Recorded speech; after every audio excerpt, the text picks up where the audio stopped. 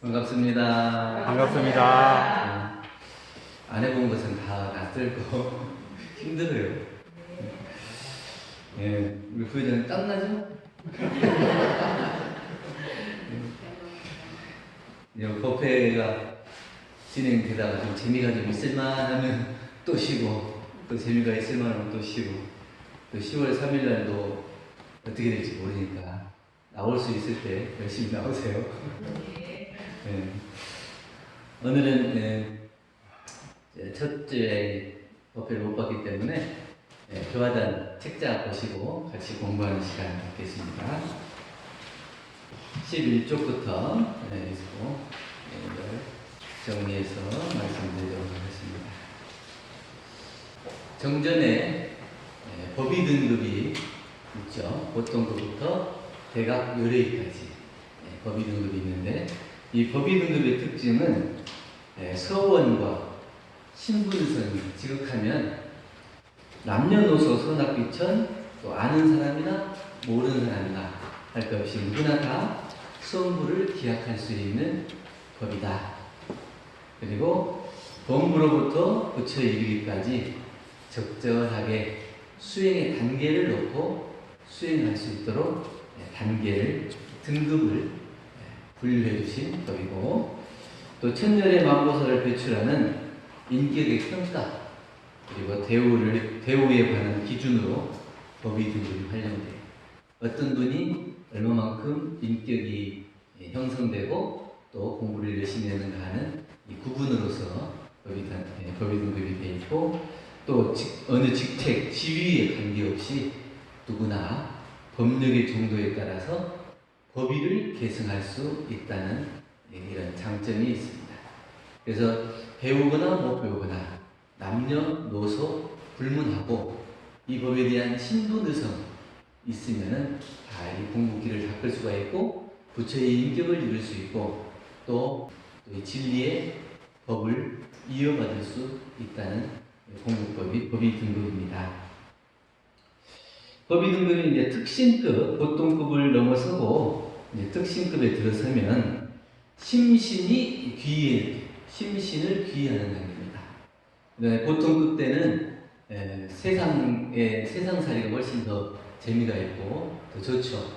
그래서 친구들 만나고 술 한잔하고 또 이렇게 놀러 다니고 이렇게 하는 것이 더 기분이 더 좋죠. 그러다가 이제 불문에 들어오면 이제 하지 말라는 계문도 있고 또 공부를 해야 되는 솔성교론도 있고, 이걸 지키다 보면 점점 자기 마음대로 하던 것이 조금씩 제한을 받게 돼요. 그러니까 좀 불편하고 이러다가 이제 특신급이 되면 이제는 점점 적응이 돼서 이제 계문을 지키는 것도 적응이 되고 또 마음 공부하는 것도 적응이 되고, 그래서 이 몸과 마음을 이 공부와 이 사업에 내가 오롯이 바칠 수 있겠다 하는 믿음이 생기는 때가 특신급입니다.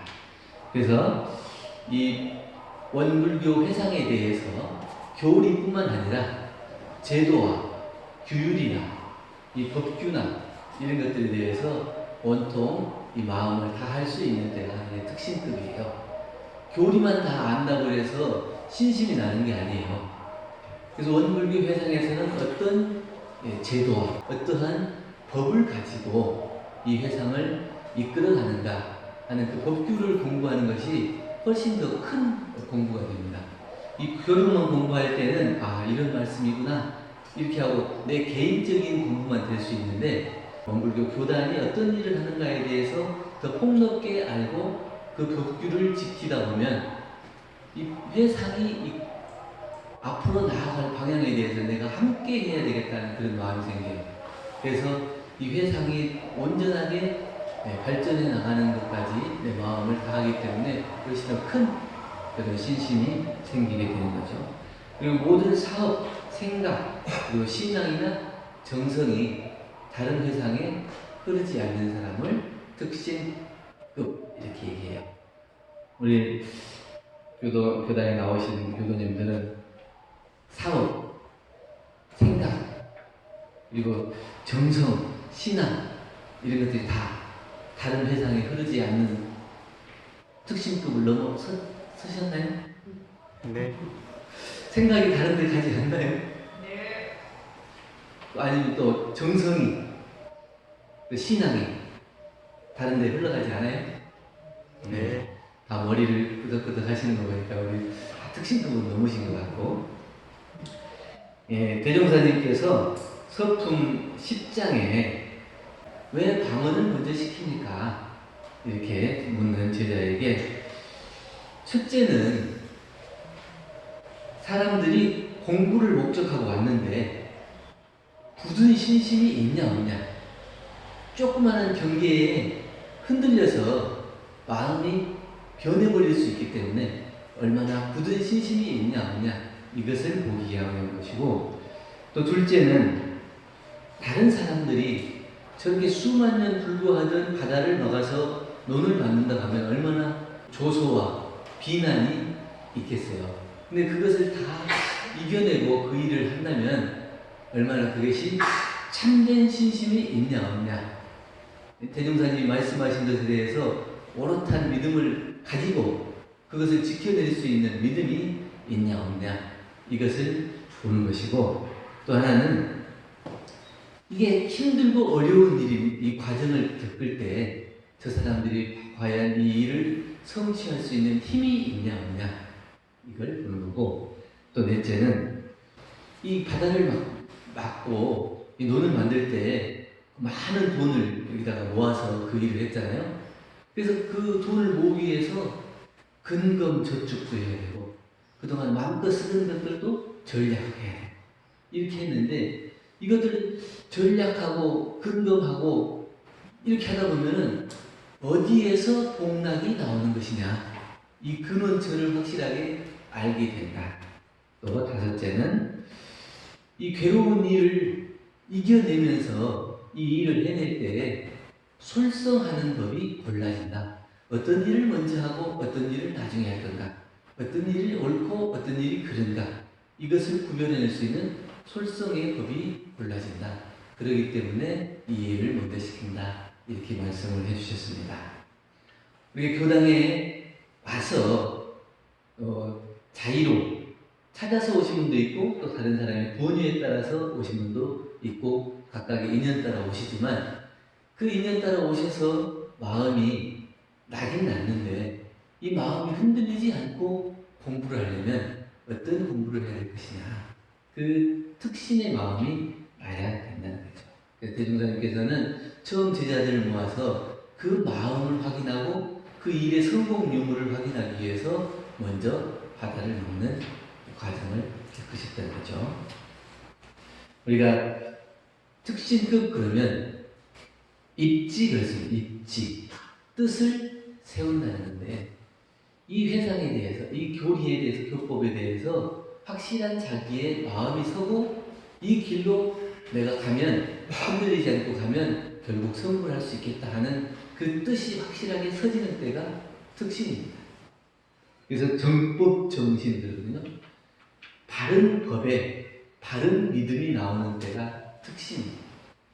그래서 모든 재미가 이 공부의 사업하는데 옮겨지고 무엇으로든지 바꾸지 못할 믿음이 생기는 때가 그때예요. 그래서 이 특신은 대가요리로 바로 갈 수 있는 단계가 이 특신입니다. 왜 특신이?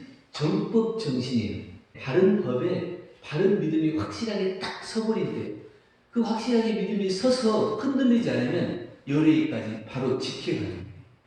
초발심시 변정각. 그래서 초발심이 나는 즉시로 깨달음을, 정각을 얻는데 이게 특신이에요. 특신. 그래서 이 특신이 굉장히 중요합니다. 수도인의 일생사가 여기서부터 결정이 된다. 그래서 이 특신을 확실하게 자리 잡지 못하면 상전급을 겪게 돼요. 상전급을 겪게 되면 이제 법과 마가 싸우는 단계가 접어들기 때문에 이 법과 마가 싸우는 단계에서 1년이 갈지 10년이 갈지 30년이 갈지 알 수가 없어요. 그래서 이 정법 정신의 특신급에서 한 마음 딱 생겼을 때 바로 연예인을 지켜낼 수 있는 굳은 신심을 갖는 것, 이것이 중요합니다. 특신급 때는 뭐냐면 법계에서 성성식을 해준다 그래요. 성성식. 그럼 성인이 되는 식을 해줘요. 그게 특심에는 정법 정신으로 확실한 믿음이 생겨서 그 깨달음의 길로 들어서기 때문에 법계에서는 이제 모든 중생들을 구제해 줄 수 있는 한 분의 성현이 또 나셨구나, 이렇게 해서 축하를 해주는 단계가 성성식이에요. 그 중생을 구원할 대소원이 세워지는 단계가 특신급입니다. 그래서 특신급이 중요하겠죠. 우리가 이제 본문에 들어와서 성불, 재중 이렇게 말을 하는데 대개는 자기의 문제를 해결하고 자기의 고민에 휩싸여서 일생을 보내기가 쉬워요. 그 자기 문제 하나를 해결하지 못하고 일생을 보내기가 쉬운데 이 특신급 때는 중생을 구원할 대소원이 세워지는 단계예요. 그렇기 때문에 나 하나의 성불이 목적이 아니고 저 중생들을 구원할 바른 믿음이 생기고 큰 소원이 세워지는 되기 때문에 이 특신급이 아주 중요한 단계입니다. 진리와 스승과 법과 회상, 이거를 4대 구리신심 그렇게 해요. 반신반의하면 이 특신이 안 돼요. 전신 전수 그랬거든요. 완전히 믿을 때 완전히 받을 수가 있어요. 반신반수 그래요. 반만 믿으면 반만 얻을 수가 있어요.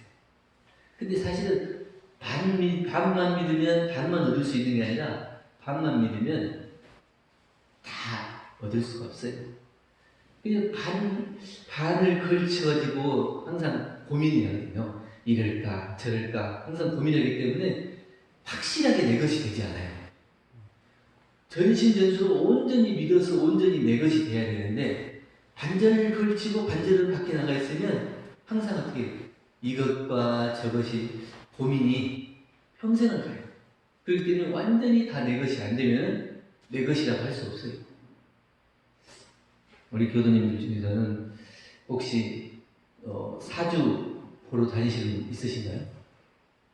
이사 가려면 또 사주 보러 가고 또 뭐 자녀들 결혼시키려면 또 궁합 보러 가고 또 뭔 일 있을 때마다 뭘 보러 가고 이러는데 잘 가시나요? 한번 갈 때마다 좀 비싸다고 하던데. 네. 확실하게 이 정법 정신이 되면 그런 것이 필요가 없어요. 이사할 때 손이 없는 날 이사해야 된다고 그러죠? 저는 근데 손이 있는 날 이사를 한다고 생각해요. 일손이 많이 있어야 이사를 하지. 손이 없는 날 하지 말고 일손이 많이 있을 때 이사해요. 그리고 어떤 날이 좋은 날이냐, 길이를 택해서 이사를 한다고 그러죠? 어느 날이 길일이에요? 내가 좋은 날이 길일이에요. 어디서 좋은 날이 없어요.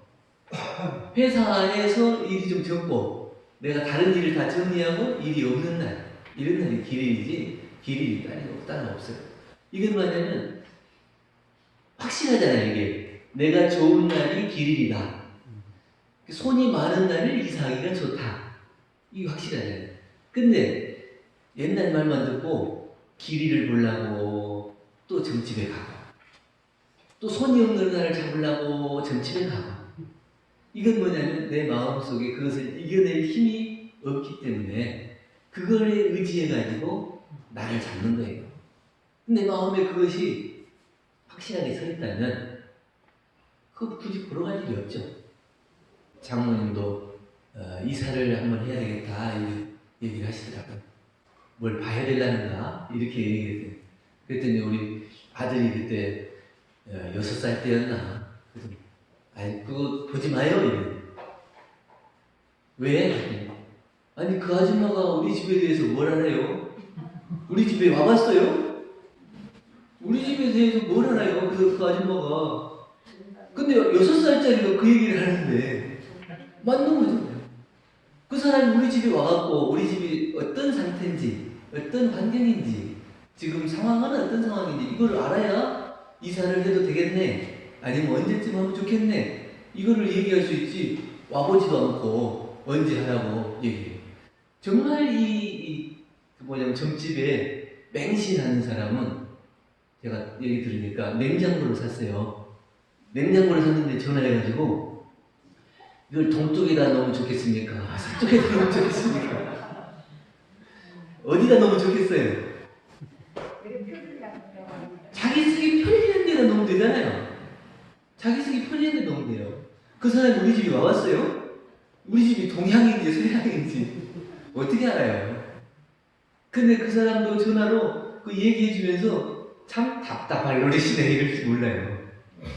별걸 다 묻네 이럴지 모르지. 그는 마음에 힘이 없어서 그래요.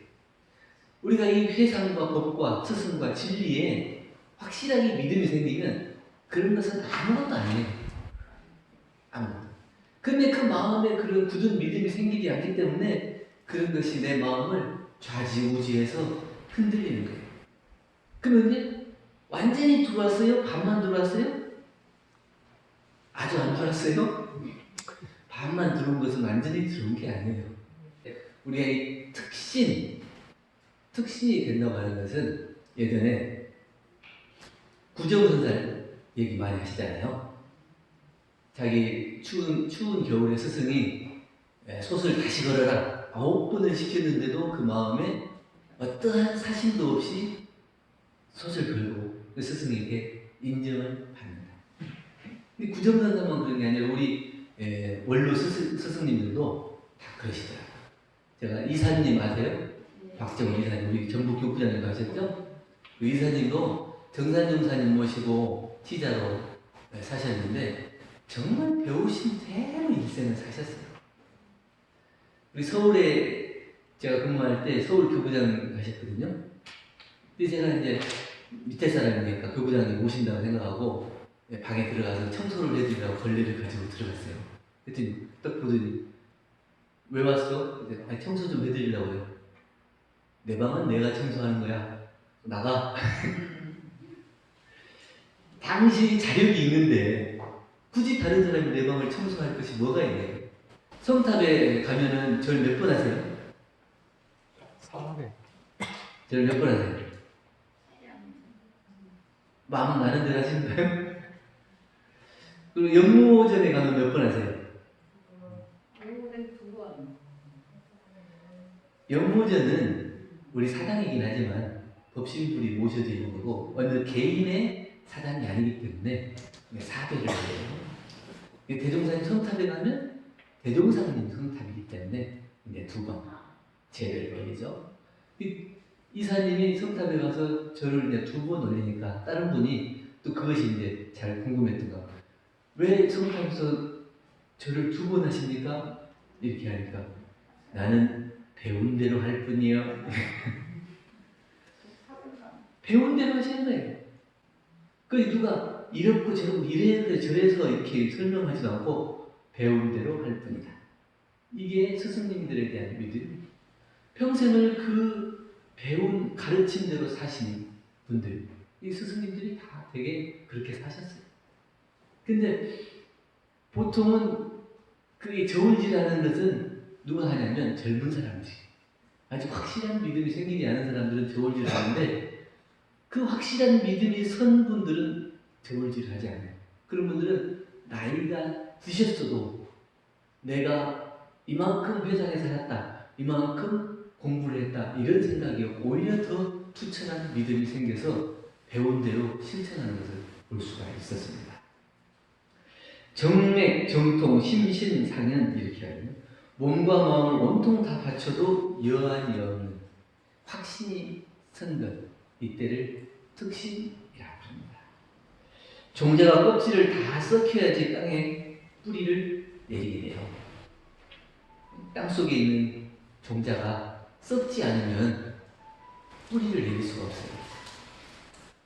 그 자기를 온통 다 내려놨을 때 온통 다 진리의 말씀을 스승님의 가르침을 받을 수가 있는 거지 나라고 하는 상이 있고 반만 발을 들여놓고 이럴까 저럴까 저울질하면 절대 싹이 트지 않아요. 그 싹은 뭐예요? 성불에 싹이 트지 않는다. 제가 예타원 전희창 동사님 아시죠? 이 전희창 예타원님 모시고 몇 번 이제 여행을 다닌 적도 있고 또 다른 그 신부름도 해드린 적도 있고 그런데 대산종사님에 대한 그 책을 만들면서 대산종사님에 대해서 어떤 그 겪었던 그때 경험에 대해서 글을 써달라고 부탁을 받으신 것 같아요. 이게 저한테 전화해가지고 오라고 말씀하셔서 가면은 그때 이런 말씀을 받들었다고 이 수기로 써서 주셔요. 그럼 제가 이렇게 타이핑을 딱 해서 갖다 드리려고 열심히 타이핑해갖고 자전거 타고 가서 갖다 드리면 이미 또 다른 말씀을 또 적어 놓으셨어요. 그래가지고 또 가져와서 또 치웠고 타이핑해서 또 갖다 드리면 그 사이에 또 썼어요. 그렇게 하는 것을 한 7, 8번을 해요. 그럼 이제 다 이게 당신이 이제 하시고 싶은 말씀을 다 하신 것 같아요. 그럼 그걸로 끝나는 거 아니에요? 끝나지 않아요. 그거를 이제 함께 살았던 교우님한테 보내요. 내가 그때 이렇게 말씀을 들었는데 확실하게 기억이 맞는지 그 말씀이 같이 들었던 사람이 공증을 받는 거예요. 그래서 그 보내가지고 예 그렇게 말씀하신 게 맞습니다. 그러면 또 그걸 갖다 어디 가냐면 당신 이제 제자 있어요. 문법에 능한 제자한테 보내요. 이게 문법적으로 맞냐 안 맞냐 이렇게 보내가지고 그걸 또 받아요. 그 문법적으로 이상이 없습니다. 그러면 이걸 또 그냥 끝나는 게 아니에요. 이걸 또 글 쓰는 문장가한테 보내요. 그래가지고 이게 문맥이 매끄럽냐 안 매끄럽냐 이렇게. 그리고 그것을 받아서 제출을 하시더라고요. 우리는 보통 누가 글 써달라고 그러면 한 30분 이렇게 써가지고 바로 그냥 딱 발송을 하거든요. 근데 그렇게 어른인데도 불구하고 그 스승님에 대한 말씀을 하나도 바닥에 떨어지지 않기 위해서 그렇게 노력하시는 거 보면 어른일수록 더 신심이 더 지극한.